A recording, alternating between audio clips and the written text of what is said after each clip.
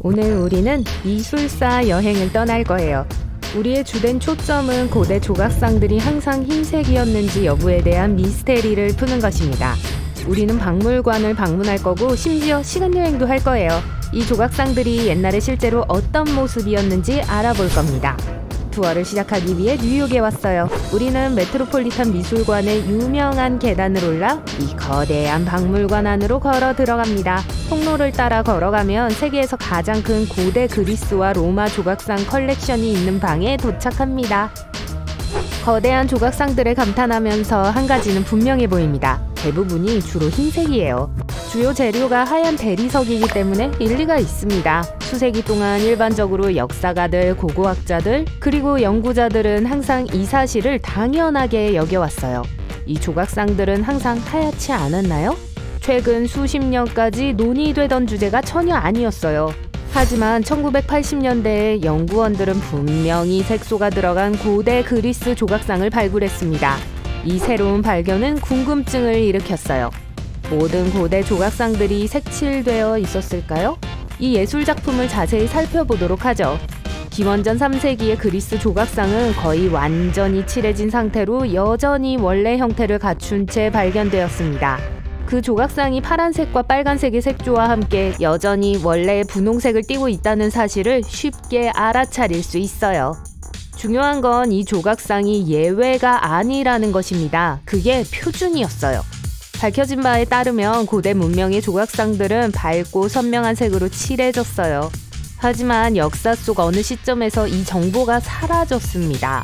연구원들에 따르면 조각상을 색칠하는 건 작품을 실제와 더 비슷하게 표현하는 방법이었다고 해요. 우리는 밝은 색으로 가득한 세상에 살고 있으므로 예술도 그 점을 반영해야 되겠죠? 맞아요.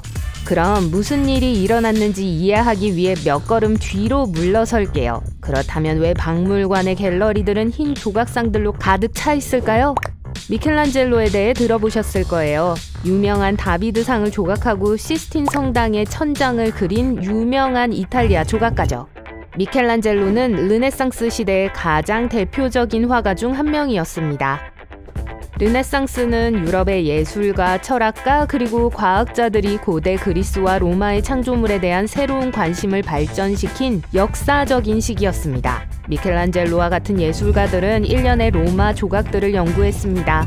예를 들면 라오콘과 그의 아들들 같은 작품이었죠. 그들은 실감나는 모습, 깨끗한 흰 대리석 조각과 사랑에 빠졌어요. 그들이 몰랐던 한 가지, 아니 알 수 있는 기술이 없었던 한 가지는 그 조각들의 색이 발에서 사라진 건 아닐까 하는 점이었습니다. 이런 조각상들은 수년 동안 묻혀 있거나 야외에 방치된 후에 발견되었으니까요.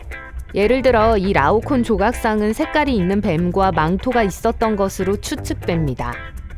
르네상스 시대의 예술가들이 고대 예술가에게 경의를 표하기 시작했을 때 그들은 자신들의 걸작도 흰색으로 만들었어요. 대리석 위에 직접 조각을 하고 색이 없는 흰색으로 남겨두었습니다. 아마도 옛날에도 그렇게 했었다고 생각했기 때문일 거예요. 미켈란젤로와 동시대 작가들의 작품들은 그 이후 세대 조각가들에게 영향을 주었습니다. 그래서 이런 조각예술의 방법이 별 의문 없이 현대까지 이어지게 됐어요. 하지만 고대 조각상에 색이 있었다는 증거는 풍부합니다. 몇몇 연구원들은 학자들이 적어도 한 세기 동안 고대 조각들이 원래 모두 흰색이 아니라는 걸 알고 있었다는 걸 보여줍니다. 다른 연구들은 이 발견이 훨씬 더 일찍 일어났을지도 모른다고 주장해요. 1980년대 초 고고학자 빈젠츠 브링크만은 엄청난 발견을 했습니다. 미넨에 있는 루트비 막시밀리안 대학의 학생으로 있는 동안 그는 고대 그리스 조각상 샘플에서 다색 화법을 감지할 수 있는 기술을 개발했어요. 다색 화법은 여러 가지 색깔로 그림을 그리는 기술입니다. 어쨌든 그는 자신의 발견에 충격을 받았고 왜 그리고 어떻게 다른 연구자들과 고고학자들이 이것에 대해 이야기하지 않았는지 혼란스러워했습니다. 공교롭게도 고대 조각상들이 모두 흰색이 아니었다는 최초의 발견은 빈젠츠가 태어나기 훨씬 전에 있었습니다. 1700년대 폼페이의 발굴 과정에서였어요. 아시다시피 이탈리아 남부에 있는 폼페이는 베수비오 산의 갑작스러운 폭발 이후 용암으로 완전히 뒤덮였습니다. 도시는 파괴되었지만 용암에서 발생한 재해 구름은 오랜 시간 동안 도시의 많은 구조물을 보존했어요. 미술사학자들과 고고학자들에게 반갑게도 폼페이는 고대 로마를 이해하기 위한 유적지가 되었습니다.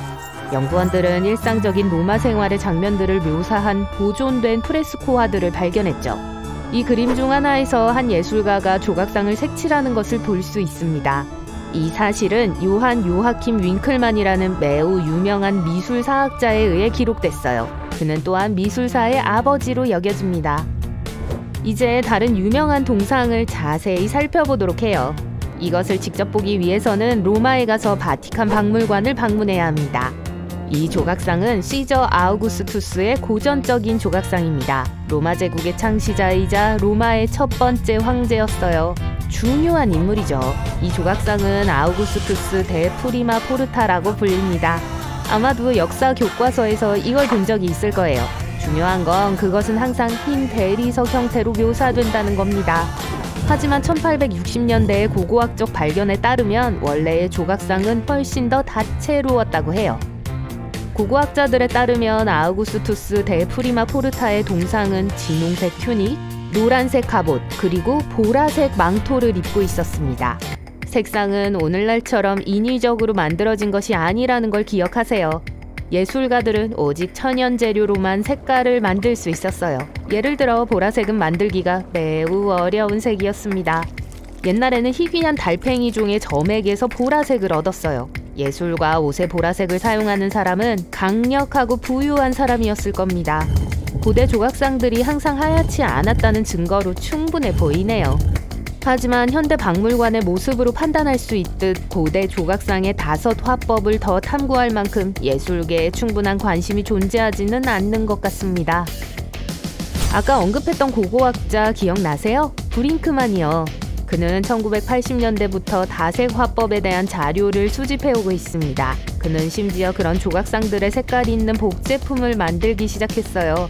사용된 기술은 매우 복잡했어요.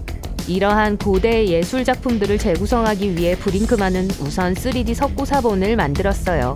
그러고 나서 그는 아내의 도움을 받아 손으로 그것을 색칠합니다. 원래 조각품에 어떤 색이 사용되었는지 알아내기 위해 브링크만은 자외선을 사용합니다. 특정 색소는 자외선 아래에서 빛나기 때문에 그렇지 않으면 보이지 않을 흔적을 드러냅니다.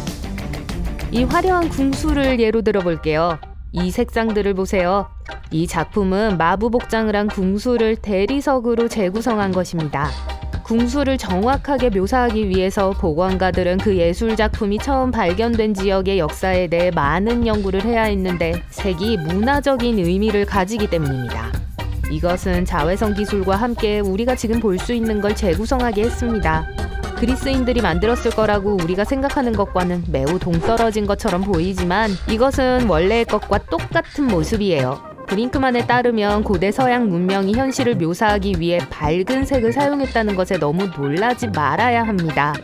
결국 로마인들과 그리스인들은 이집트 문명, 고대 메소포타미아, 그리고 아시아의 예술작품에서 큰 영감을 받았으니까요.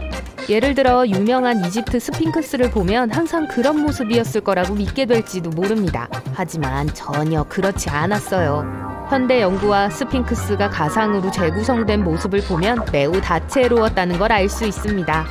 몸체는 테라코타로 칠해진 것으로 추정되는 반면 머리를 둘러싼 왕실 머리 장식은 금색과 파란색으로 칠해진 것으로 추정됩니다. 이 색상은 모두 이집트 시대의 중요한 색으로 여겨졌고 파라오를 묘사하는 데만 사용하기에 적합했습니다.